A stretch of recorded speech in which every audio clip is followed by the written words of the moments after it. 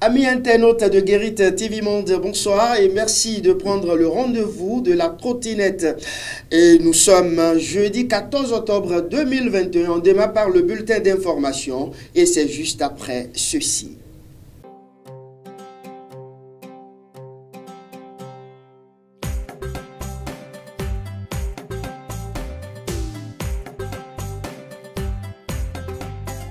La compagnie Sky Mali vous présente la trottinette.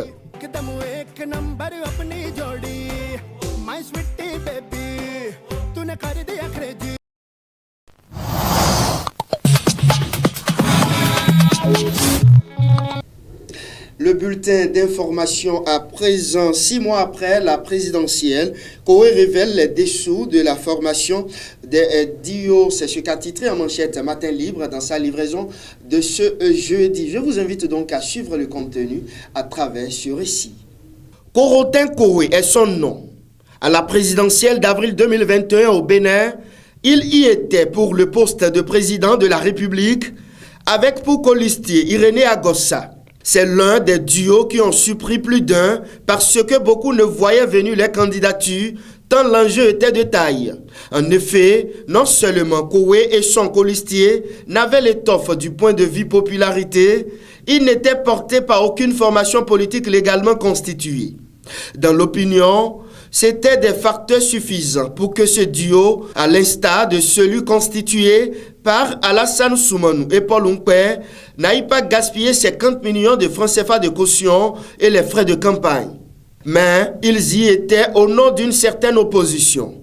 Selon certains acteurs du paysage politique et bien d'autres citoyens, ce sont des duos faire valoir, montés de toutes pièces. Cette thèse a été cependant battue en brèche non seulement par les intéressés à leurs candidats, mais aussi par les soutiens et proches du pouvoir de la rupture.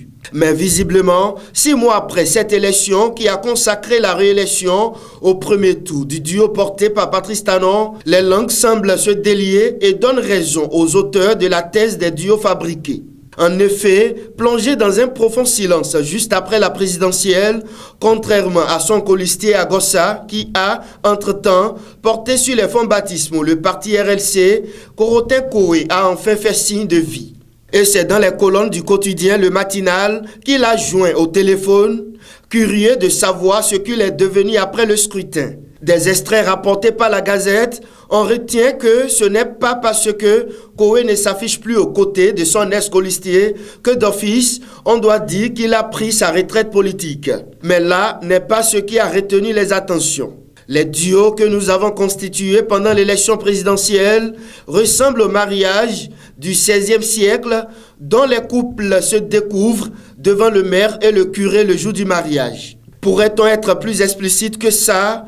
À bon vin, point d'enseigne, dit-on. Il est clair que tout au moins les duos qui ont rivalisé avec celui constitué par le pouvoir ne se sont jamais assis quelque part pour discuter d'un tel projet. C'est par la force des choses que Koé et son colistier de l'aventure présidentielle se sont retrouvés pour l'exercice. Dans ces conditions, un tel mariage ne pouvait jamais durer dans le temps, semble ajouter Korotin Koé, le transfuge du parti Les Démocrates. Donc, s'il ne plaît plus à un couple de continuer ensemble, ils se séparent. À chacun son opinion sur ces propos de l'ancien préfet et candidat malheureux à la dernière présidentielle en date au Bénin. Le prix du test de la COVID-19 est passé de 51 125 francs à 25 000 francs CFA à l'aéroport international Cardinal Bernardin Ganti de Cotonou. Suivez ici les impressions de quelques voyageurs. Ils sont ici au micro de Kabiwa Diadi et Ida Sado. Moi, j'apprécie cela, mais c'est trop tard. C'est trop tard parce que 51 000, on a deux fois mieux. Deux fois mieux, on ne vit rien quoi. 52 000, on a sous rabou, c'est que mais là qu'on sous rabou, le futur est zéro, 25 000. Mais on s'est ouvert, c'est que tu as vécu nous-mêmes. Bonne nouvelle, mais ça vit nous-mêmes, parce que au total, nous ne tout cas, c'est pas sérieux. Alors que tout de l'aime, qu'on dit 25 000. Bon, mi de la gagne, mais malgré que Fibiro 25 000, Cotonou, Léo et Cotonou.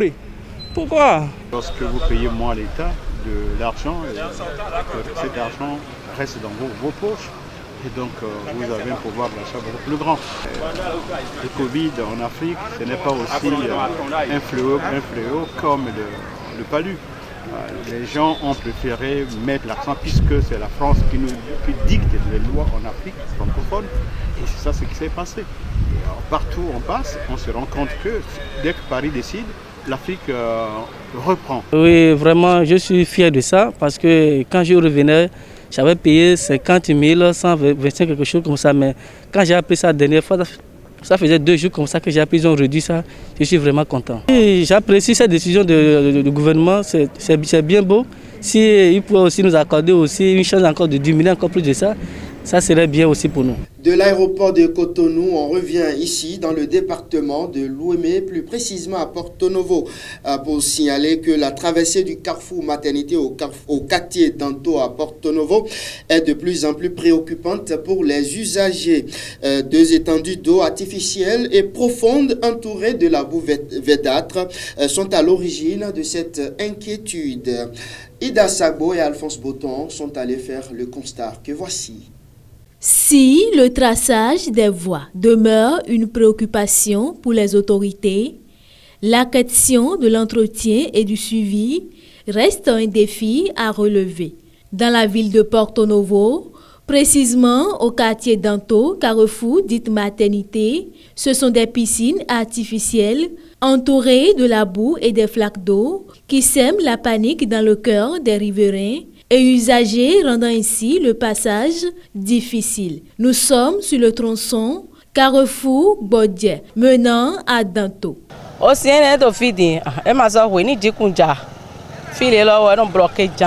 Nous côtoyons ces étendues d'eau il y a très longtemps. À chaque saison pluvieuse, ce carrefour est toujours bloqué. Les usagers tombent régulièrement. C'est de la tristesse. Nous avons tout le temps demandé de l'aide afin que nos cris de détresse soient entendus par les autorités. Et c'est un voisin du quartier qui nous a un peu soulagés avec des caillasses.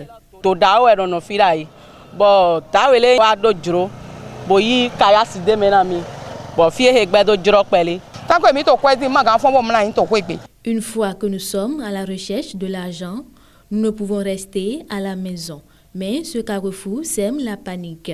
Quiconque prend pas ici doit tomber dans l'eau.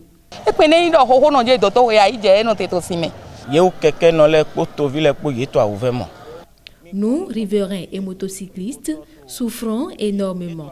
L'eau est partout, à gauche, à droite. Et les patients, pour se rendre au centre de santé, tombent dans l'eau. Cette situation désastreuse n'est rien que le résultat de la saison pluvieuse.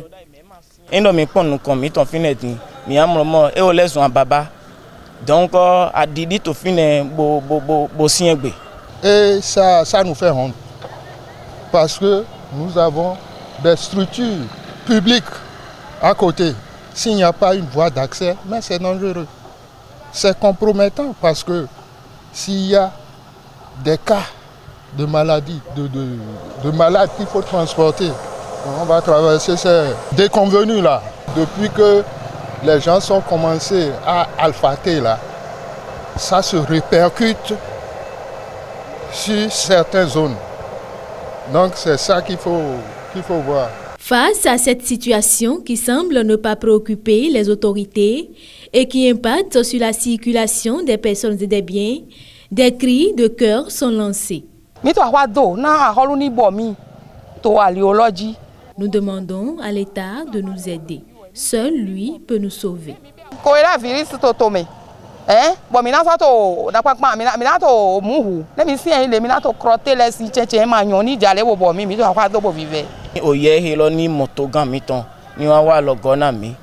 Simplement et purement. Bon, et puis les alentours, il faudrait qu'on pense à cela.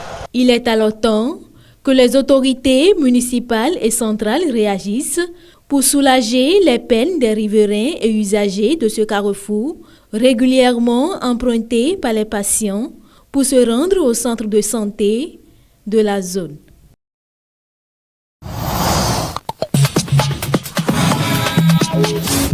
Voilà, c'est cette virgule qui annonce la rubrique au téléphone dans votre émission La Trottinette. Et nous allons rallier tout de suite la commune d'Adiawere dans le plateau pour retrouver le premier adjoint au maire, M. Paulin Ompati. Vous êtes au téléphone de Guéri TV Monde. Bonsoir. Bonsoir, monsieur le journaliste. Monsieur Paulin Ompati, dites-nous, désormais on entend tel parti, si on donne un exemple concret, par exemple, Bloc républicain et UDBN, désormais vont s'entendre et rester ensemble pour les combats à venir. Quel est votre avis par rapport à ce nouveau schéma? Merci, monsieur le journaliste.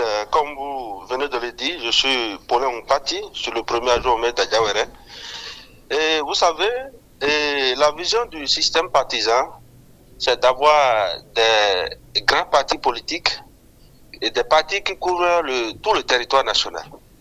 Mais vous avez compris que tout de suite, quand les députés ont voté cette loi, beaucoup se sont lancés dedans, croyant qu'ils vont faire le job. C'est-à-dire quoi? Désormais, quand vous n'avez pas 10% de l'électorat, vous ne pouvez pas gagner un conseiller communal ni même des sièges à l'Assemblée nationale. Et aussi, ça dit, quand vous n'êtes pas, ça dit, lorsque déjà vous n'avez pas 10%, ça veut dire que politiquement, vous ne pouvez plus continuer. Et c'est pourquoi aujourd'hui, vous êtes en train de comprendre. Et vous allez encore constater que beaucoup de partis politiques qui se sont enregistrés, seulement pas du nom, mais pas peut-être pas à cause de leur force, mais ils veulent juste avoir un nom. Ces partis-là vont disparaître ou bien vont se fondre dans des grands partis politiques. Donc, c'est pas nouveau, c'est pas étonnant ce qui se passe aujourd'hui, monsieur le journaliste. Donc, monsieur Paulin, vous voulez parler de l'incapacité de ces partis politiques à avoir le pourcentage qu'il faut lors des scrutins? C'est bien ça?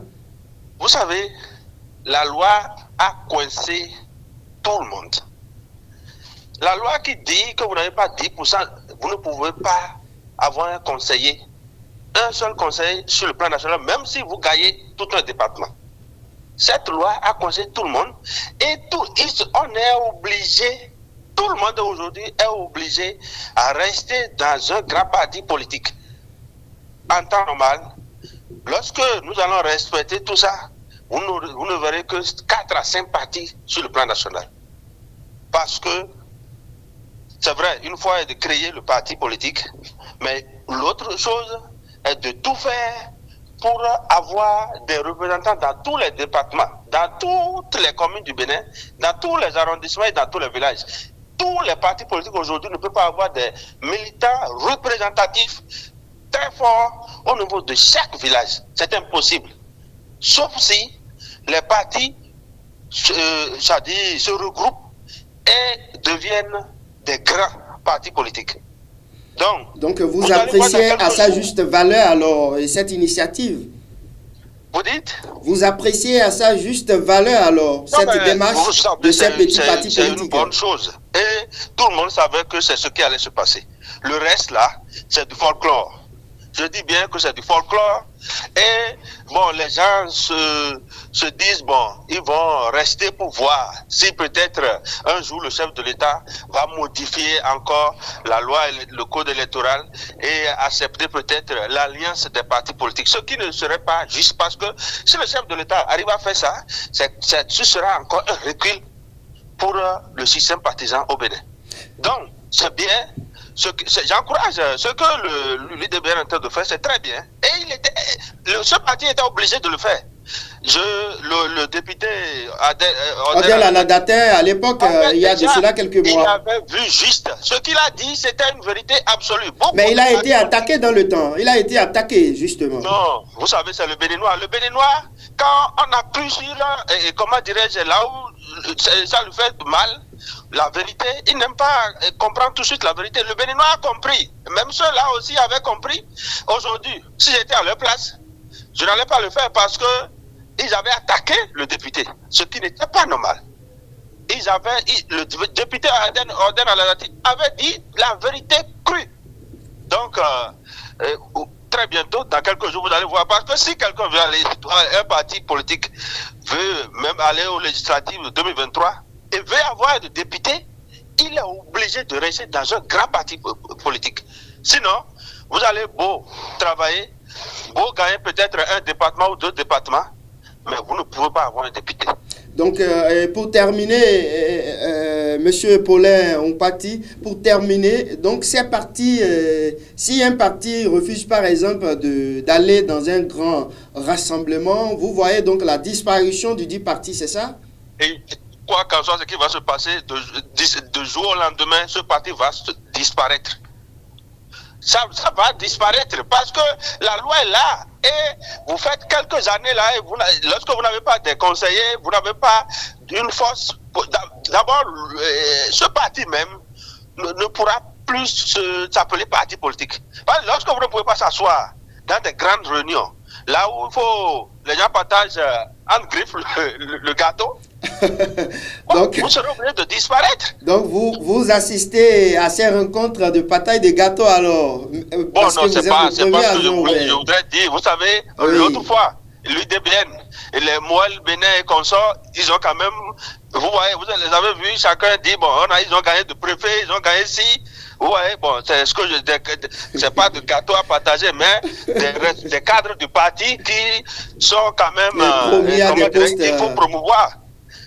Vous voyez? Donc, vous allez voir dans quelques jours, si quelqu'un veut, bon, peut-être les gens peuvent commencer par m'attaquer aussi, mais dans quelques jours, beaucoup de partis vont encore se fondre dans des grands partis politiques. C'est ce qui va se passer jusqu'à ce qu'on aurait au plus 4 à 5 partis politiques, grands partis politiques au Bénin. C'est ce qui va se passer. Merci à vous, Paulin Ompati. Votre conclusion très rapidement?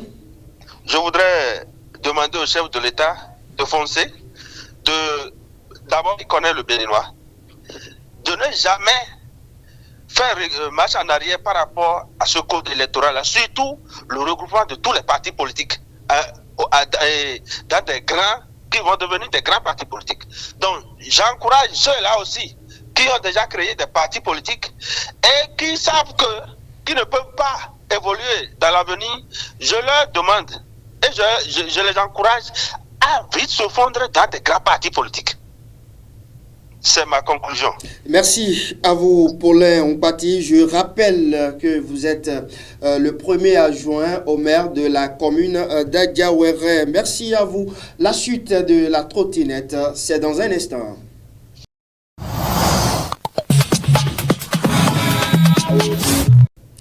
Parakou demeure le fief du président Patrice Talon. C'est pas moi qui le dis, c'est bien sûr l'honorable Rachidi Badamansi. Retour sur les propos de l'homme.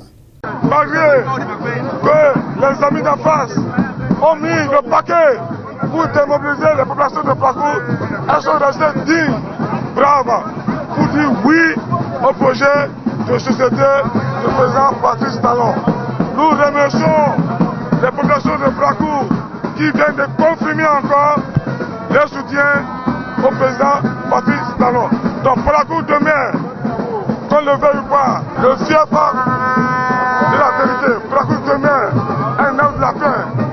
L'initiative de Parakou, c'est l'initiative de l'unité nationale. Nous venons de le dire. Donc nous disons merci aux populations de Parakou. Vous avez vu le maire de Parakou, le ministre Adambi. Alors, donc vive la République. Donc nous sommes déterminés. L'imam de Parakou a nommé Patrice Talon Taïrou. Parakou demain, le fief est contesté et contestant de Patrice Talon. Et ce qui vient de se passer, c'est aussi annonciateur. Parakou ne fait pas l'opposition et Parakou ne fera jamais l'opposition. À l'instant, l'honorable Rachidi Badamansi, député de la 8e circonscription électorale. Le dernier élément, c'est bien sûr la vidéo du jour. Tous les polygames dans ce monde sont morts à 102 ans, 130 ans, 90 ans. C'est les monogames qui meurent tout tôt. Tous les polygames dans ce monde sont morts à 102 ans, 130 ans, 90 ans. C'est les monogames qui meurent tout tôt. Tous les polygames dans ce monde sont morts à 102 ans, 130 ans, 90 ans. C'est les monogames qui meurent tout tôt.